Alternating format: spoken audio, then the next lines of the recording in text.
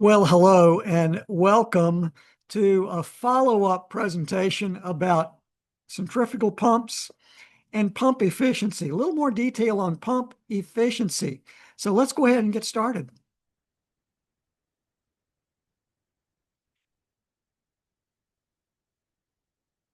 The other day, I read what I thought was a very interesting article from a trade journal about some details regarding pump efficiency, what affects pump efficiency.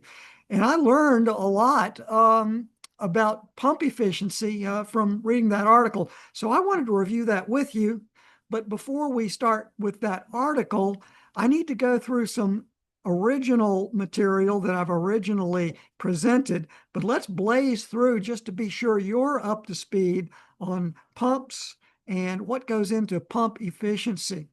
And so if you think back, if you're taking thermodynamics class now, you might think back about in chapter 4, we introduced the idea of an open system, a thermodynamic system where there's flow into and or out of a system. And clearly a pump, just like this one, falls into that category. And in general, and in most of our engineering problems, we consider that open system, of course, the pump has one inlet and one outlet. We're operating at steady state, steady flow conditions. So in other words, the mass flow, the pressure, the temperature of the, say, water going into this pump is the same at breakfast time as it is at lunchtime. Things are not changing in time. And in the same way, the flow that goes in has got to come out. So these two flow rates are the same. We covered that in chapter 4. A quick reminder about little w and capital W dot. This is one where students and even practicing engineers need some reminder. When it comes to an open system, little w is defined as W dot divided by M dot for steady flow. In other words, the output power of an open system divided by the mass flow rate into and out of the system. Remember that for a pump requires power to run, doesn't it? And so little w for a pump is going to be a negative number. It takes power, so the output power from a pump will be a negative number. So that's common sense 101. You know that. You don't need to be told that, but it's a good reminder sometimes. In chapter 6, the thermodynamics text does a very good job of introducing and deriving the relationship for work, W dot over M dot, for a pump, okay, in section 6.13.2. And of course, I won't derive it here. I'm going to jump right down to the bottom line result. W out for a reversible process. Remember, reversible means there's no friction, no unrestrained expansion, no mixing, things like that. And so little w is defined as minus the integral of V, specific volume, dP, minus the integral of V dP, going from state 1 to state 2, inlet to outlet. Okay, you say, well, gosh, the integrals, is there any way I can avoid doing integral? And of course, the answer for pumps is yes. We further derived the reversible work for any open system. And here it is. It's just a rehash in bigger font. W dot over M dot is minus the integral of VDP. And gosh, from your thermodynamics class, remember we drew and draw pressure volume diagrams. And so the visualization of this integral minus the integral of VDP is this shaded pink area on the PV diagram. So you're integrating V as a function of P. Okay. Now, can we simplify that for pumping? And the answer is yes. One thing we engineers remember about pumping is that we're always pumping liquids. We're not pumping gases. And as practicing engineers, we pretty much always consider pumping a liquid. We consider that liquid to be incompressible. And what do you remember about an incompressible liquid? It says density is constant. Well, gosh, If density is constant, that means specific volume is constant. Little v is just 1 over rho, 1 over density. And so for pumping situations, which we're talking about now, well, here we are on the TS diagram. Remember that our phase is either compressed liquid or saturated liquid, but for all of these blue situations, the phase is liquid, and we consider that liquid to be incompressible. And so V is a constant. Now let's go back to our integral. For a reversible process, V is constant minus the integral of VdP, that's little w, we can pull V out of the integral since it's constant. And so we can do this math here that I'm showing on the slide. So minus the integral of VdP is simply minus V times P2 minus P1. So the integral of dP is just P, evaluated from 1 to 2. And so to get rid of that pesky minus sign, I've got V times P1 minus P2. And it does turn out that little w, in other words, expressed as V times delta P, P1 minus P2, that's delta P is going to be a negative number here. And so little w is a negative number, V delta P. And that is a powerful fluid mechanics fundamental for pumping, which we use for reversible processes, for a reversible pump. Back to Common Sense 101. If you've got, how would you compare the actual work required to drive a pump for two situations? A pump that's reversible and adiabatic, no heat transfer, or irreversible and adiabatic. What does your common sense tell you which would take more power to run? Your common sense tells you that it takes more power to run an irreversible adiabatic pump. You can check that. Yeah, got it. Of course, right? So how would you expect a value for efficiency to be if we define pump efficiency? Now, again, common sense says a number for efficiency is nearly always less than 100%. So efficiency numbers less than 100%. And so I'm going to suggest that you can figure out on your own that the definition of pump efficiency is little w reversible divided by little w actual. Or in other words, in terms of power, power reversible divided by power actual. It's going to be less than 100%. Okay. And so if you go the other way, oh, here's a TS diagram, little screenshot of a TS diagram for a reversible adiabatic pumping process, reversible. And here, this dash line going a little bit to the right on entropy, that would be the actual dash line irreversible adiabatic process. And so if you're solving for little w actual, that's simply going to be the pump efficiency divided by the reversible work. Okay, that gets you up to speed. Now, the devil's in the details. I blazed through this. Oh, yeah, I know all that. If you've done any homework problems regarding pumping, sometimes you can get all jumbled up in units problems, delta P problems.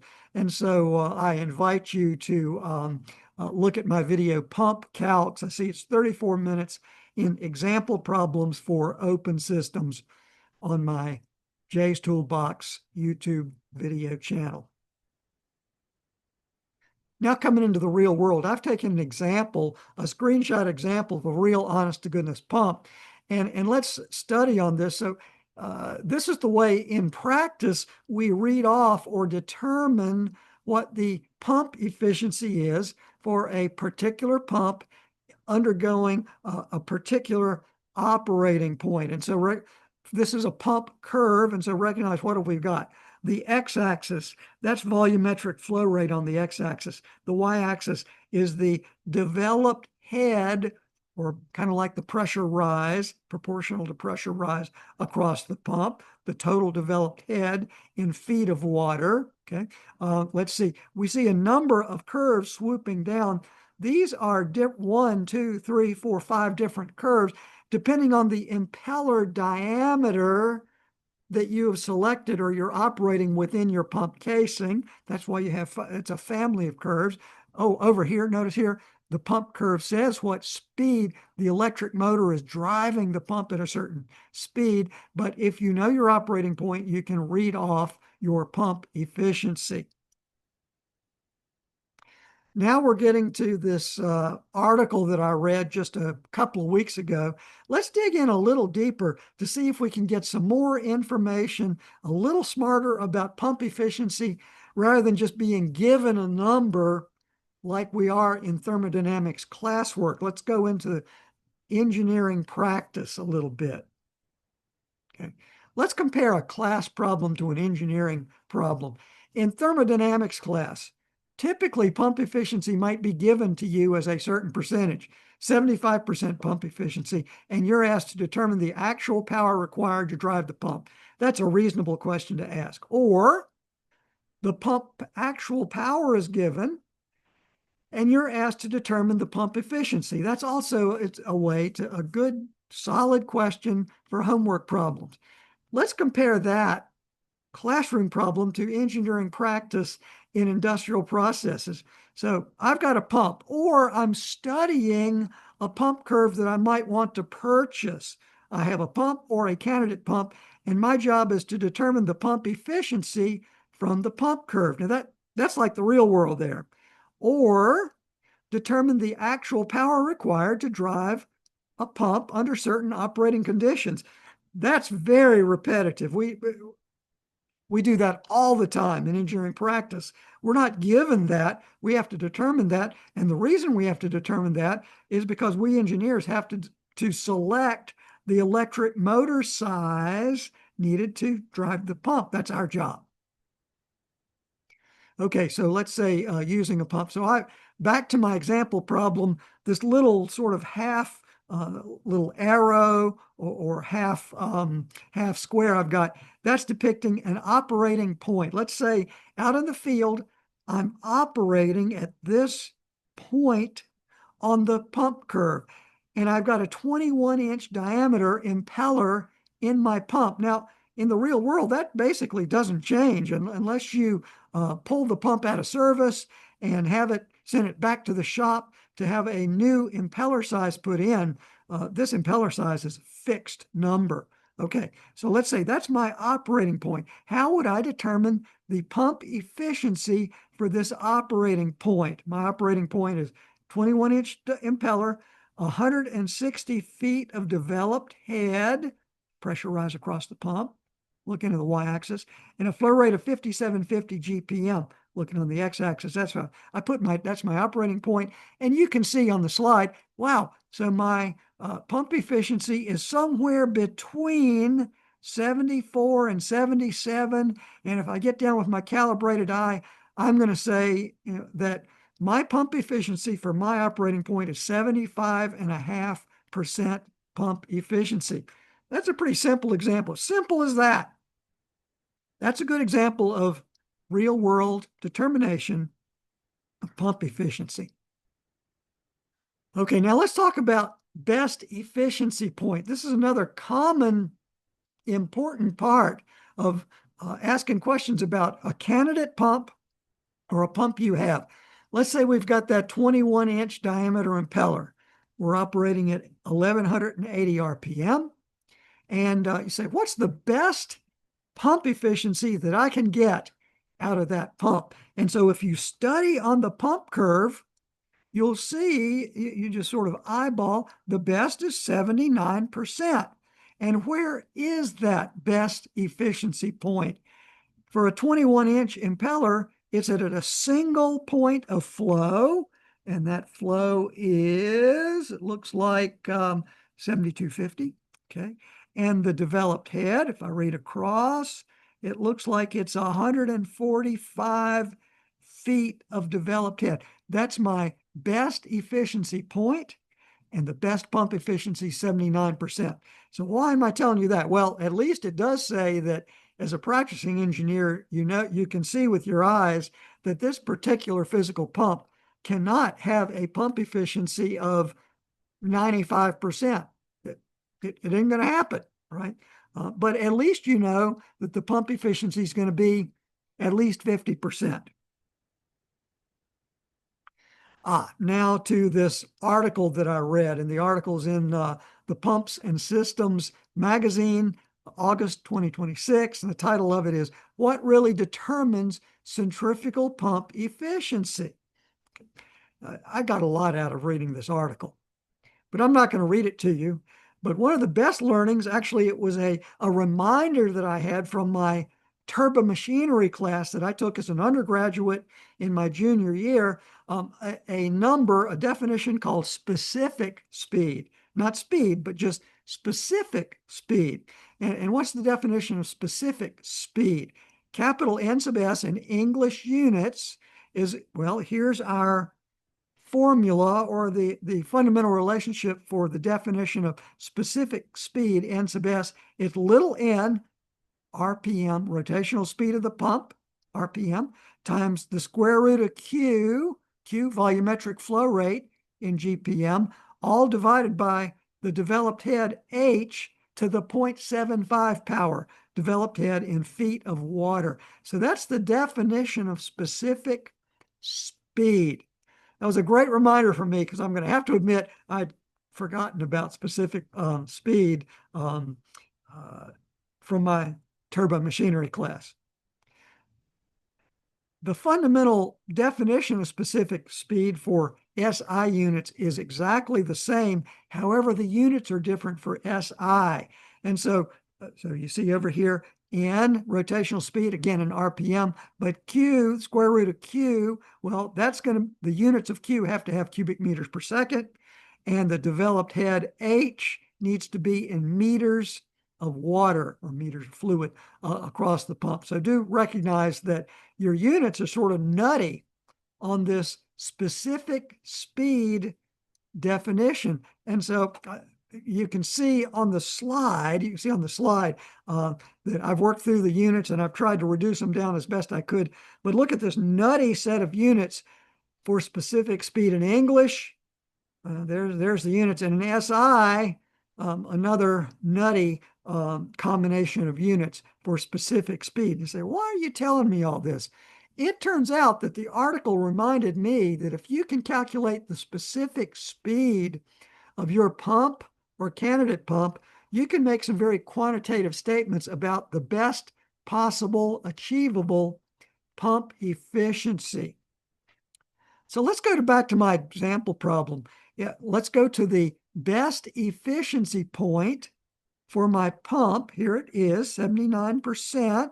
Okay. And let's calculate the specific speed for this best efficiency point right here. All right, how will I do that? Well, I'll go to here's my formula, N, square root of Q over H. I can get all of these from my pump curve. N, 1180. Q, I'll read down on the x-axis, Q, 7250. Need H. I'll read that from the y-axis, 145 feet. So I'm following the units correctly, and I'm going to turn the crank, and sure enough, my specific speed for my best efficiency point is 2405. Okay, you say, again, well, so what? So what does that tell me? The neat part about this article was that the specific speed and the flow rate will give you a physical feel for sort of the physical look of what your pump impeller is going to look like. So this was my big learning. So what did we do? We just found that our example problem, 2405, what's the x-axis here in this new look? The x-axis here is specific speed. So I found where I'm at on my x-axis, and I look up here and I say, wow, well, look, this tells me what my pump looks like. And so sure enough, this pump is going to fall in a category of what's called a Francis vane design, which is curved impeller blades. If we had a lower specific speed, if we were down here, this is an example of an impeller that it would be purely radial, totally straight impeller blades. The flow would be coming into the eye of the pump, in the middle of the pump, and pure radial, almost like vertical, straight line blades would be slinging the water out to the outside of the casing. That would be a pure radial pump. Over here, if we had very high specific speed, that gets you very high specific speeds, give you a pump that's looks more like a propeller contained within a pipe, an axial flow propeller moving the fluid almost in a horizontal line. Okay. I found that to be very interesting. So that's the value of learning what the specific speed is in turbomachinery class. That really helped me flesh out and remind myself what I thought I had learned as an undergraduate. Also, the specific speed is going to help us give an upper limit on what should I expect a pump efficiency. What's the best realistic, best practical pump efficiency that I could expect out of my pump if I'm studying a pumping system and my job is to select a pump for a certain process service. And so back to my example problem. Here was my specific speed. There's my specific speed, 2405 on my x-axis here. And I see I've got a family of curves to select from. And let's see what this family of curves is. It's different volumetric flow rates. Let's see, the lowest, number 8, the lowest curve, curve 8, is for 80 gallons per minute. That's not a real high flow in the process department. And each family, increasing family, has higher and higher flow rates up until curve 1, which is 80,000 gallons per minute. Now that's a lot of flow. I have worked on a pump in a paper mill that was providing 40,000 gallons per minute. So I can assure you that this curve 1, that's a big pump. So what is this family of curves? So for my particular problem, my flow rate was 7250. So I'm somewhere around curve number 2. Curve 2. And so if I look at the intersection of curve 2 and my specific speed, I see that if I've got a number of candidate pumps, the best practical efficiency for this type of pump would be about 90%. And so do you remember that I think our best efficiency point for our physical pump was 79%? Okay, so I'd say that's it's achievable, but would not expect any pump that's available out on the market for this operation to be bigger than 90%. So that was my big learning of the value of specific speed and learning more about my own engineering situation and providing an upper limit on the best practical pump efficiency that can be achieved in the real world. Okay, so here we are back in the real world and we have a process situation. And a question from your supervisor might be, how can you as an engineer improve pump efficiency for a certain pump with a certain impeller size? I want you to figure out how to get your pump efficiency higher because we could save money if we can get better pump efficiency.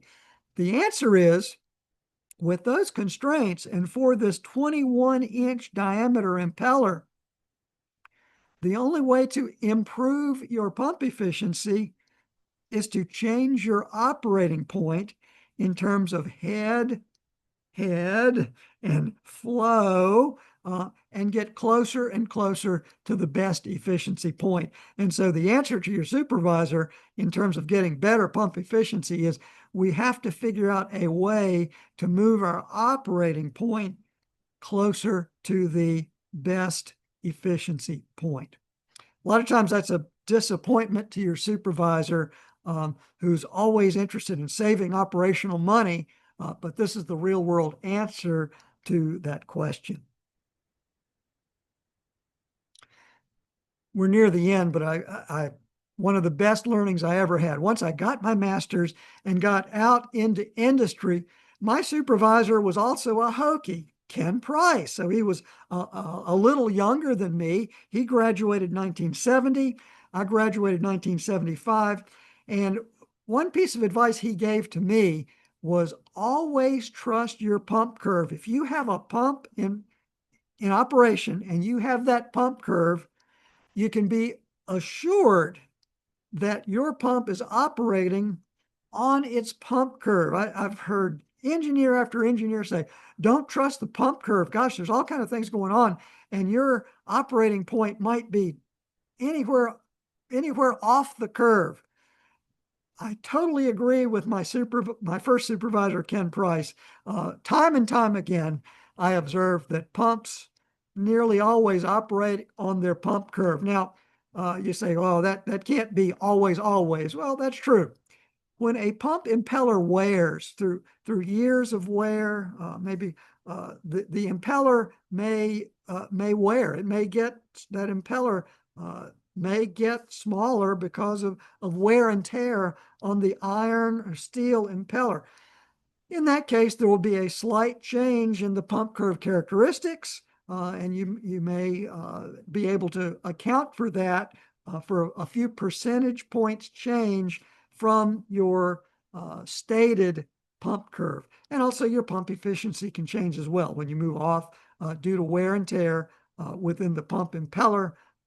You're going to get a change in pump efficiency. You get a change in head versus flow characteristics. But by and large, I always benefited by trusting my first supervisor's advice. Trust your pump curve. Golden advice. Okay, so let's recap this video. I hope you have a good reminder of what's the definition of pump efficiency in the first place. A lot of students don't exactly have the right idea of that definition. We covered what is specific speed. That's going to be covered in your turbo machinery class if you take turbo machinery. This was a great reminder of how specific speed relates to the real world. Okay. What's the best efficiency point for a centrifugal pump? That was a good learning and a good reminder for me. Can you quantify a realistic value for the best achievable pump efficiency? The answer is, yeah, now I can. I can say that I'm going to expect pump efficiencies are typically above 55% and probably below about 90%. But we can quantify that more if we know our specific speed and our flow rate. And so that graphic from that article gives a very nice way. If you can calculate specific speed of your pump in its operation point and the flow rate as part of the operation, you can set an upper limit on the best pump efficiency you could have. Okay, so that is it. I hope you were able to get through the whole video and see how to put some things together in different classes, and also have a better feel for how can I determine some upper limits on the pump efficiency that I can really achieve. Hope to see you again next time.